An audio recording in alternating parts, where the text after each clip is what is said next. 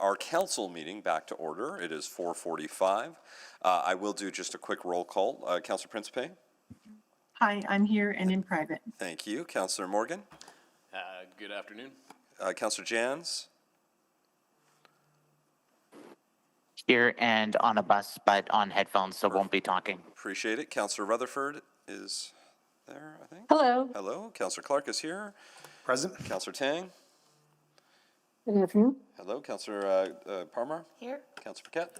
Good morning. Good Councillor- afternoon. Councillor Salvador? It just feels like we've gone 24/7. Councillor Stevenson? I'm going to say good evening. Councillor Elliott? Good night. Councillor Wright?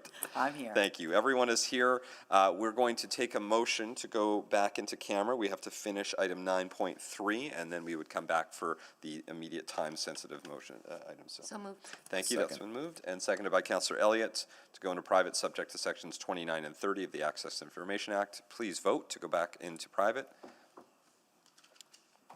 I'm a yes. Thank you, Councillor Clark. Yes.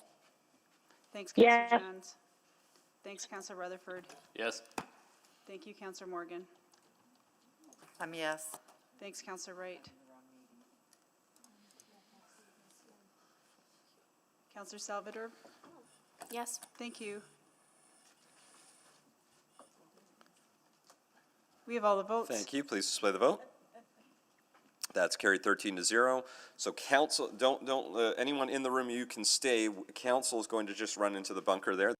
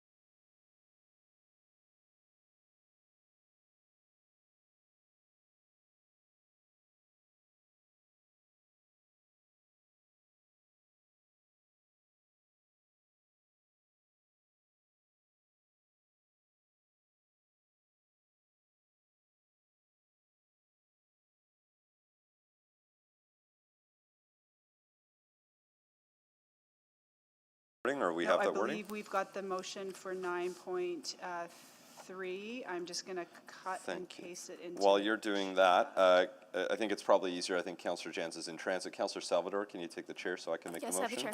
I'm just putting it into the chat right this very second. Fantastic.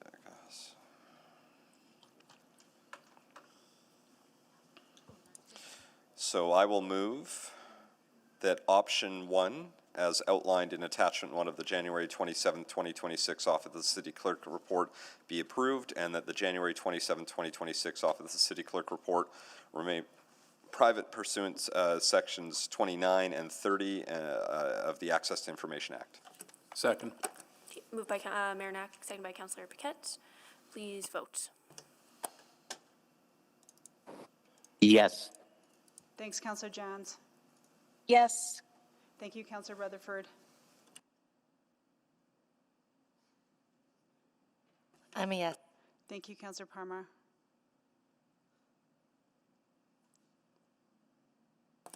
That is carried, and I'll return the chair. Thank you very much. That covers 9.3. Next will be motions pending. We are going to do a little bit of movement. There are a few more time sensitive than others. I think Councillor Tang's and Councillor Stevenson's were sort of 1 and 2, and then if we finish those, we can start moving on the rest. Councillor Tang, are you ready to do yours? Yes, I am. Please go ahead. I need to reread this? No, that's fine. It's the same, as long as it's the same as the originally same, worded. yeah. Go ahead. I'll just get a seconder. Yeah, so the motion is, Second. sorry. Or, yeah, Councillor Wright might want to second it. Second, Yeah, please. Councillor Wright seconding it. And Councillor Tang, go ahead and introduce if you're ready. Yep, great.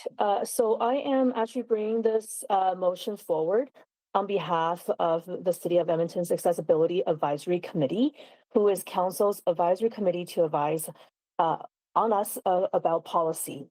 And typically, if there's something that they want council to advocate on behalf of the community, this is the mechanism that they bring this forward.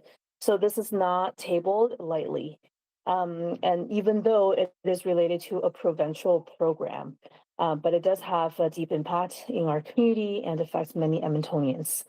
I've heard numerous concerns about the provincial move from the assured income for the severely handicapped AISH to the new Alberta Disability Assistance Program, or ADAP, especially from residents in Ward-Gatineau, people who are AISH beneficiaries, family caregivers, former AISH staff who have been working within the system for decades. We have Edmontonians who rely on these income supports, which under this new program will see changes and have significant implications for their health, their stability, and basic dignity. As a City Council, we have a duty to address the issues that fall under our jurisdiction, but also relay feedback from the community to other orders of government. I am the council representative on the Accessibility Advisory Committee, and I have heard from members who are deeply connected within the broader disability community about how the transition from AISH to ADAP will cause hardship. I don't want to go into depth, but I share some high-level concerns. The main one being that ADAP creates a shift from a rights-based disability program and reframes support through an employment-first lens, which is sound in theory, but is quite misaligned with people's lived experience. Edmontonians with disabilities are asking for clarity, consultation, and protection against unintended harm. This motion is not about partisanship. It is about responsible governance and being responsive to the voices of Edmontonians, making sure that when major policy changes affect thousands of Edmonton residents, we help raise concerns with the province. Thank you. Thank you. Are there any questions?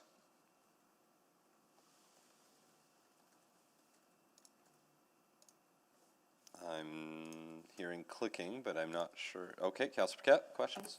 Yeah, thank you. So I absolutely support the energy behind this for sure and the intention. I am curious though, maybe, and I'm not sure if there's anyone here to ask, so I'll ask of the mover. When it comes to our government relations and relationship with the province, they may find this to be a little bit aggressive, and I'm not sure if we've had conversations with them leading up to this motion, and so will they feel like they're blindsided And as such, would the advocacy have the opposite intended effect? I think that's a fair observation about, potentially unintended impact. I think when it comes into intergovernmental relations, there's lots of issues that MLAs, cabinet members advocate, I suppose. When they hear feedback from Edmontonians, they come to us, sometimes without warning. And I think this is just a reflection of feedback that is not new. We're adding to the voice of many stakeholder groups, including the province's own premier's disability council. So this is about, I think, elevating some of that. And I think it's important to put forward. Great, yeah, so thank you, and maybe because we're asking the mayor, I'm going to go to the mayor and ask if he's had conversations about this or what his intended approach Yeah, might be. I haven't spoken with Minister Nixon directly, wanted to reach out, but I know their office is aware of this discussion, and the way I would approach this is not at all in a combative way or an antagonistic way, but rather just as I think was introduced, we've been asked by the Accessibility Advisory Committee to bring this forward, and so I would do that in a respectful and thoughtful way and acknowledge that I know there's a lot of components, but we're relaying that voice. So that's how I would approach the advocacy on this. Okay, appreciate that, thank you. Thank you. I don't see anyone else on the board for questions. Anyone wishing to speak?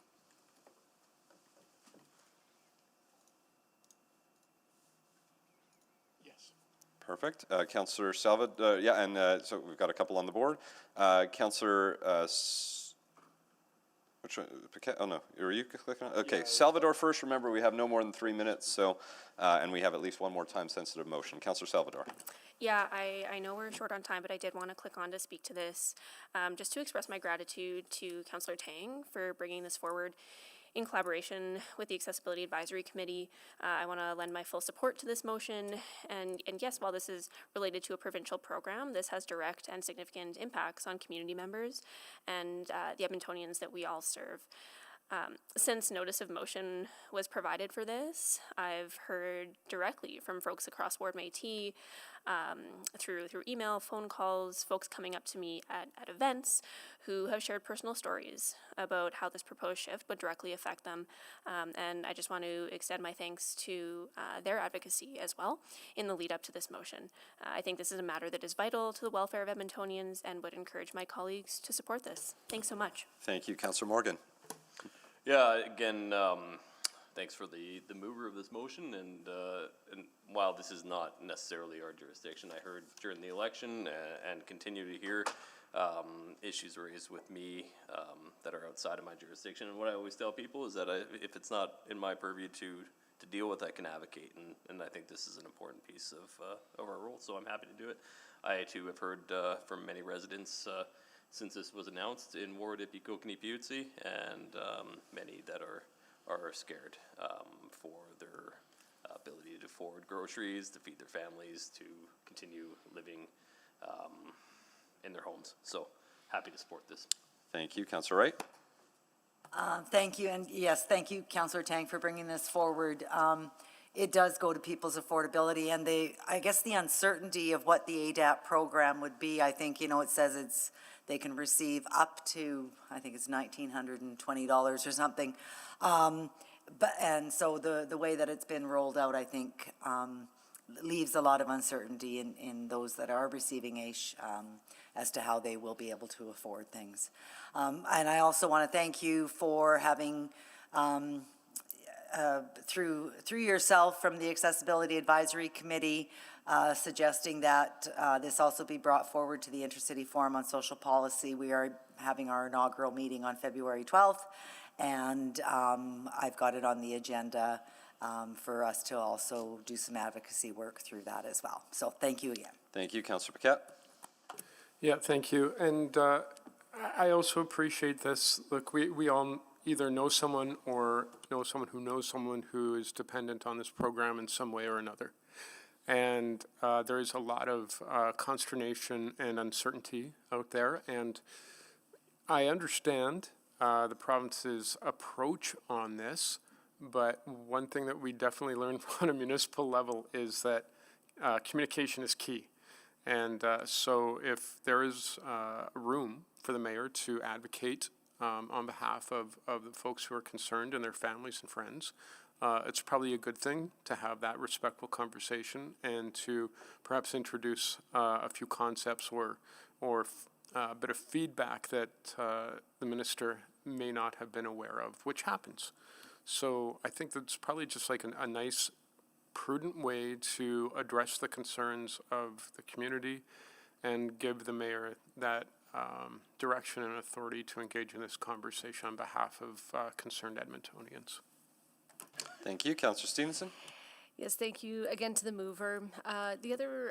Again, this has my full support. I think the other important consideration, and I hope something that the mayor can consider, is that I believe the city is a relevant community partner in this as well. I think that there's always the chance with changes to provincial programs that it increases demand on city services. That could look like more demand on our low-income transit pass, which is only partially funded by the province, our access leisure programs, not to mention affordable housing. We've been working hard to build new units, but we know that upstream income supports also are a critical way we can prevent and end homelessness. So I hope that lens can also be brought to these conversations and appreciate this moving forward. Thank you. And Councillor Tang to close. Great, thank you very much for my colleagues for the comments, and I want to especially appreciate the Accessibility Advisory Committee for working with me on this motion. Great feedback. This isn't about whether or not we agree with the current policy direction, but it is really around elevating the voices of Edmontonians with disabilities. I'm not purporting that we have all the answers on at this level of government, but the motion is asking for a body of our colleagues, partner in the provincial government to re-engage with the community, which I hope that they are already doing and contemplating, and to restart some of those conversations, because the anxiety, it's reaching us, and I think we have a responsibility to do something about this. Just as Councillor Stevenson mentioned, there's a lot of intersections between municipal and provincial jurisdictions when it comes to supporting, some of the most vulnerable Edmontonians in the community. And it is not unusual for municipalities to provide feedback on policy decisions. And I see this as one way where we can contribute. And this is the mechanism through which we can contribute to this very particular conversation, which is very alive. Where even though there's only a couple months before the program fully kicks into gear, this is now the time for feedback like this to come forward. For those who may not be familiar with the issue, I encourage you to learn more. But ultimately, this is really about our duty through responsive governance and our commitment to equity and accessibility. Thank you so much. Thank you. Please vote. Yes. Yes. Thanks, I'm a Councillor yes. Jans. Yes. Thank you, Councillor Palmer. Thank you, Councillor Morgan. Did you get Councillor Rutherford? Yes. Yes, thank you, Councillor Rutherford. I believe Councillor Principe has dropped off the call, and we have all the votes. Thank you. Please display the vote. And that is carried 12-0. We're going to skip down to item 10.6. Is the wording the same, Councillor Stevenson? I just need a seconder first before we go to introduce. You don't need to reread it out. Do I have a seconder? Second. Seconded by Councillor Salvador. And then go ahead and take a few moments to introduce. Thank you, Mr. Mayor. Backroads reclamation is an exciting opportunity for industrial growth in our city. They've created a technique to reuse wood from building demolitions, making them the first in Canada to develop a circular wood recovery program. Their innovative approach led them to receiving a $2 million provincial grant from Emissions Reduction Alberta, with a requirement to match that investment by March 2026. Backroads has made excellent progress in attracting other investors. While a small monetary amount, the $75,000 contribution from the City of Edmonton, demonstrates confidence in the project, helping to secure the final investments needed to make this project a success. It also provides us with an opportunity to ensure that the facility is built within Edmonton boundaries, which is the intent of Backroads.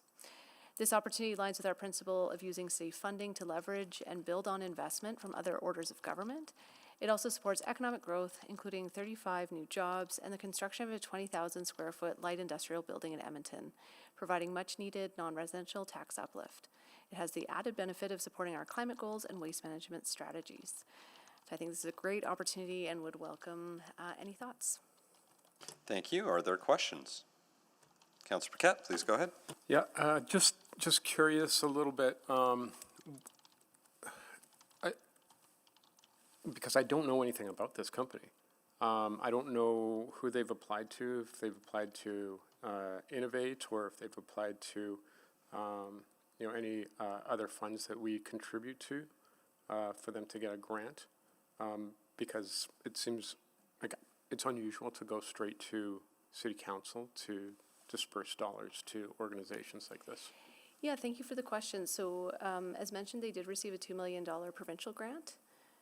And so there's just a requirement of that grant to find match funding in the community. Again, they've made great progress towards that. And their thought was having city investment just shows further confidence. And what about any granting programs that Edmonton contributes to? So we currently don't have a good funding source for this type of economic activity, and that's a different conversation. I agree that council contingency isn't the ideal funding source. The hope would be in the future we would have an opportunity fund, an edge fund that would be committed dollars to help leverage these opportunities. Okay, and then did we get any sort of business analysis on this to ensure that it's like public dollars are being used appropriately from the city on this one? Yeah, so happy to turn that to the city manager. Okay, I believe sure. that this money wouldn't be released unless the project was moving forward, for example. Yeah, we would establish a criteria through a funding agreement to ensure the checks and balances before any funding would be transferred. Okay, so this decision says go ahead and take a look at that and see if we want to actually release the 75,000. Yes, we'd need to establish the conditions in which the funding would be released. So I assume it would have something to do with their investment in a new facility that Councillor Stevenson had described in terms of the new facility that they're looking to establish. Yeah, and that would be within Edmonton's municipal borders? Yeah, that's in the Yeah. second part of the motion. Yeah, I just want to make sure I'm reading that clearly. Okay, all right. Okay, no more questions, thank you. Thank you. Councillor Wright? There's no budget or funding like available in economic development? We don't have a program for this. So we're currently working on an incentives and tools through the Industrial Investment Action Plan, and that's coming to council or to committee. I believe it's in June of this year.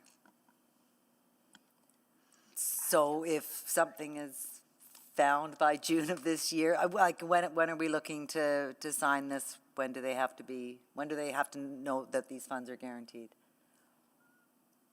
I believe Councillor Stevenson noted that it was by February or March.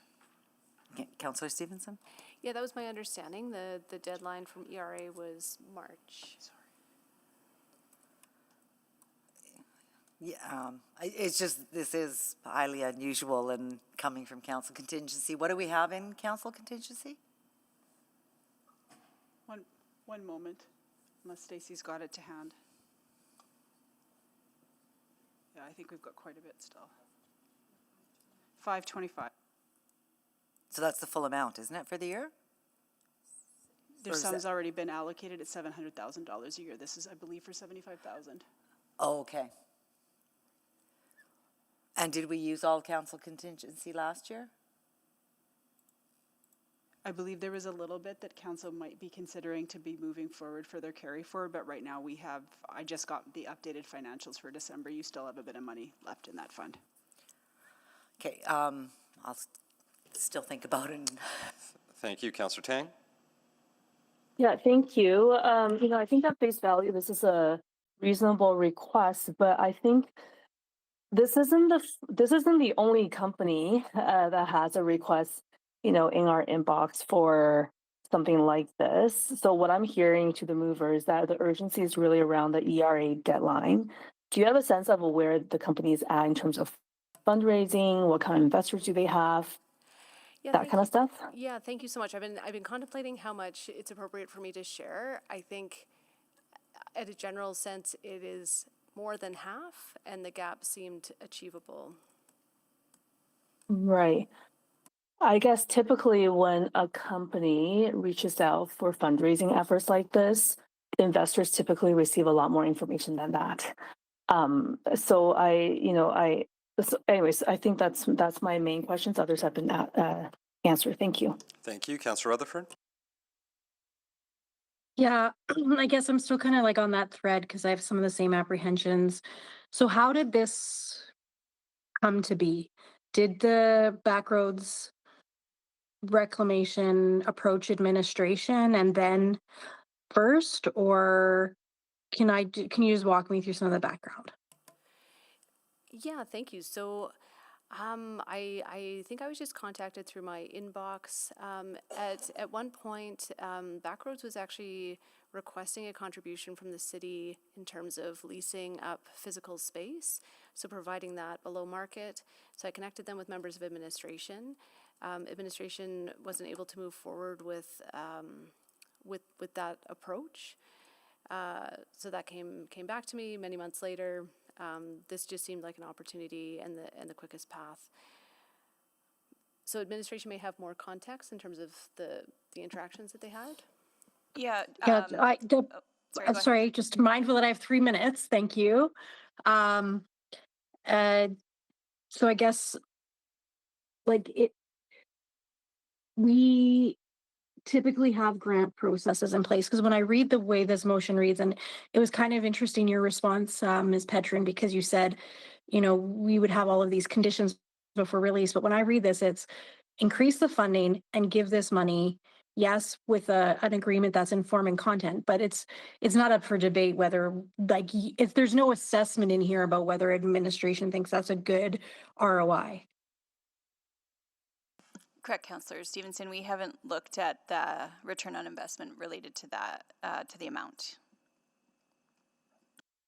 Are we worried about the precedent that this could set of just being able to reach out to a counselor to any businesses, aspiring businesses? Like what is this creating?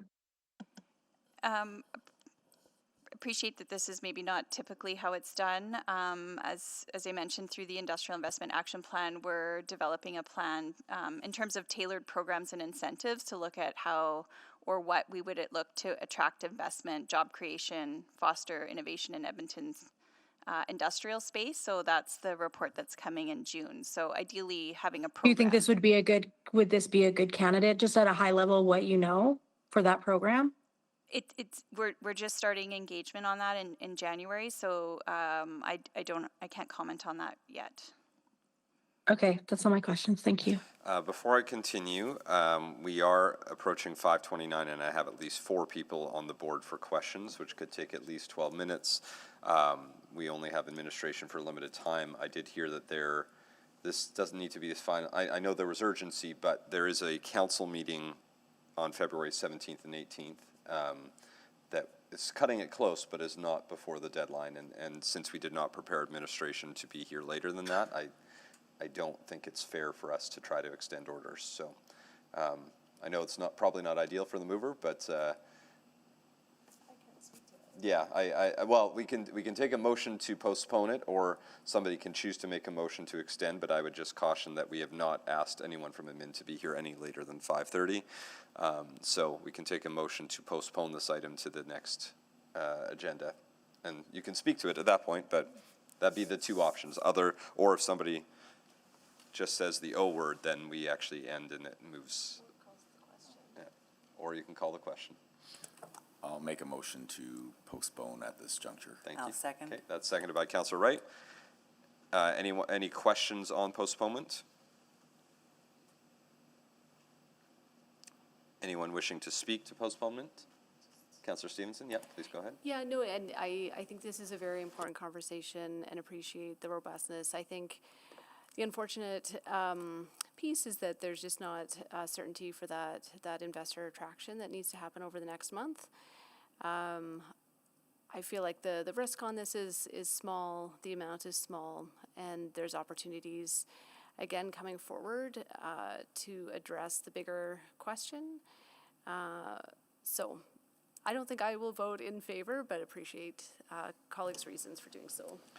Thank you. Please vote, any other one wishing to speak to postponement? No?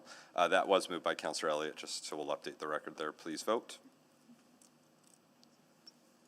Yes. Yeah, well, thank you, Councillor Palmer. Thank you, Councillor Rutherford.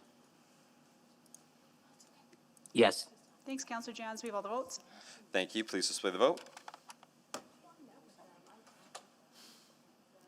And that is carried 11-1. Any notices of motion or motions without customary notice?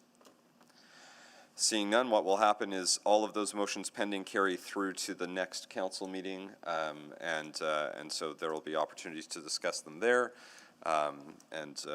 Otherwise, we are